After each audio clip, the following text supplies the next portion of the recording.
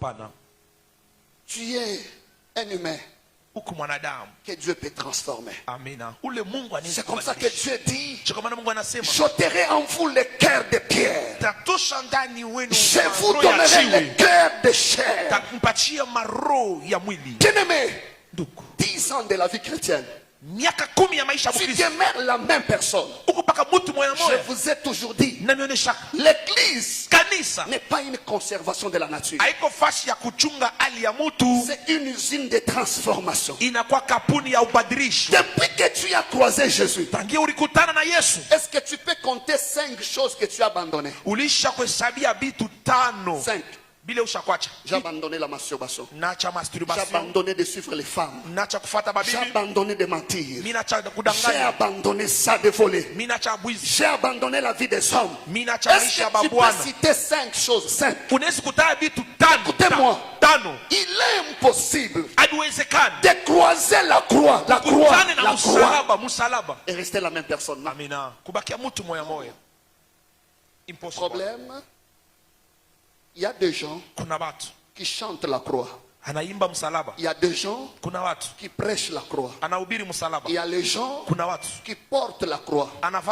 Mais il y a les gens qui ont expérimenté la croix. Vous êtes où? Vous chantez la croix.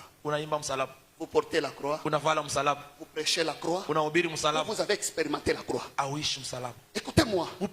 Quand on offre nos corps comme un sacrifice vivant, écoutez, on ne répond pas parce que ça nous fait pas mal. Ça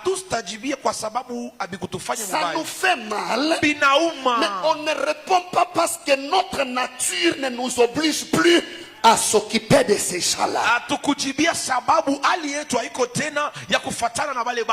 J'entends des chrétiens dire: quand tu joues avec moi là, j'enlève d'abord Jésus, et puis je te termine, et puis je viens. Jésus est devenu ton ami, et tu enlèves quand tu veux, et que tu retournes quand tu veux. L'église de Dieu, laissons la vie de Dieu transformer nos vies. L'apôtre Paul dit: offrons nos corps comme un sacrifice vivant. Écoutez-moi, l'adoration n'est pas le fait de fermer les yeux, lever la main, commencer à faire couler les larmes. Non. Chaque fois que tu as l'occasion de voler et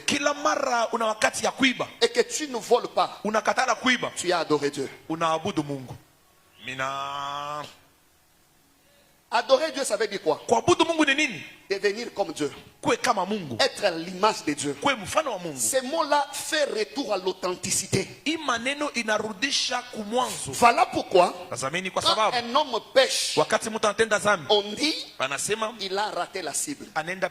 C'est ça le mot péché. Le mot péché veut dire rater la cible, aller en dehors de l'objectif. Chaque fois que tu as l'occasion de sortir avec un homme, avec une fille, et que tu refuses, tu as adoré Dieu. Vous voyez? Yes. Je ne sais pas si vous comprenez l'adoration. Je vous pose encore la question: êtes-vous toujours adorateur, ou il faut qu'on vous donne un autre nom? Écoutez-moi, avant de venir tenir le micro pour prêcher, il faut que ta vie soit d'abord un micro entre les mains du Seigneur. Et du coup, quand tu tiens ce micro, tu deviens un instrument entre les mains du Seigneur. J'aimerais vous dire ceci: aussi longtemps que ta vie n'est pas encore un piano entre les mains du Seigneur, même si tu joues au piano, tu fais le bruit devant le Seigneur.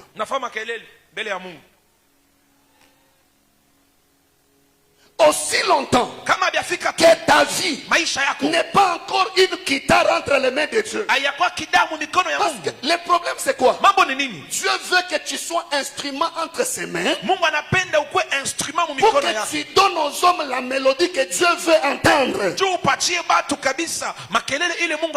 Du coup, vous pouvez voir avec juste la guitare. David pouvait chanter. Les esprits impurs pouvaient quitter la vie de Saül juste avec son instrument. David était d'abord l'instrument entre les mains du Seigneur. Dès qu'il tient l'instrument, il transmet la mélodie qui est en lui. Ça passe par l'instrument et les hommes sont impactés. Est-ce que votre vie c'est d'abord un instrument entre les mains du Seigneur? Écoutez-moi, la Bible continue à offrir vos corps comme un sacrifice vivant, saint, agréable à Dieu, ce qui sera de votre part un culte raisonnable. Ce qui sera de votre part un culte raisonnable. Un culte ibada. Bien aimé. Moi je croyais que les cultes, c'est comme nous sommes venus, on a dansé,